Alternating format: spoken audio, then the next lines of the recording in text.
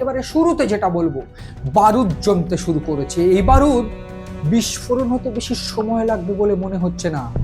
এ বারুদ যে কোনো শ্রেণীর মানুষকে একেবারে পায়ের তলায় রাখার বারুদ। এই বারুদ উদ্ধত্তকে ধ্বংস করার বারুদ। এই বিস্ফোরণ একেবারে দু চারটে বোমা বিস্ফোরণের মতন নয়, তার থেকেও ভয়ানক। উদ্ধত্তকে ভেঙে চুরে চুরমার করে দেওয়ার বিস্ফোরণ।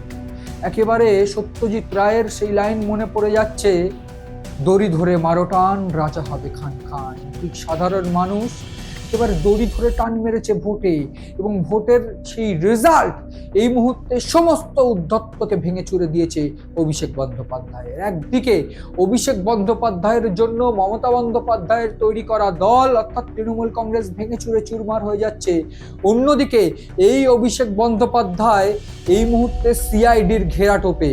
শুধু এইখানেই শেষ নয়, তার বেআইনি নির্মাণ, তার দলের সমস্ত যারা বলা ভালো বিধায়ক বা সাংসদ, তারাও এই মুহূর্তে একেবারে চোটে লাল হয়ে রয়েছেন অভিষেক বন্দ্যোপাধ্যায়ের বিরুদ্ধে।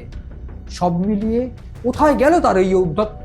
শুরুতে যদি বলি তাহলে বলবো, ইতিমধ্যে হাইকোর্টের নির্দেশে সন্ধ্যে 6টার মধ্যেই হাজিরা দিয়েছেন। বেলা 5:49 একেবারে সিআইডি অফিসে ভবানী ভবনে গিয়ে হাজিরা দিয়েছেন অভিষেক বন্দ্যোপাধ্যায় দিল্লি থেকে এসে। এইখানেই শেষ নয়, তাকে সইজাল কাণ্ডে জিজ্ঞাসাবাদ করা হবে। তার আগে 3বার নোটিশ দেওয়া হয়েছে, তিনি সশরীরে হাজিরা দেওয়ার নির্দেশকে অমান্য করেছেন এবং বলা ভালো তিনি এড়িয়ে গিয়েছেন।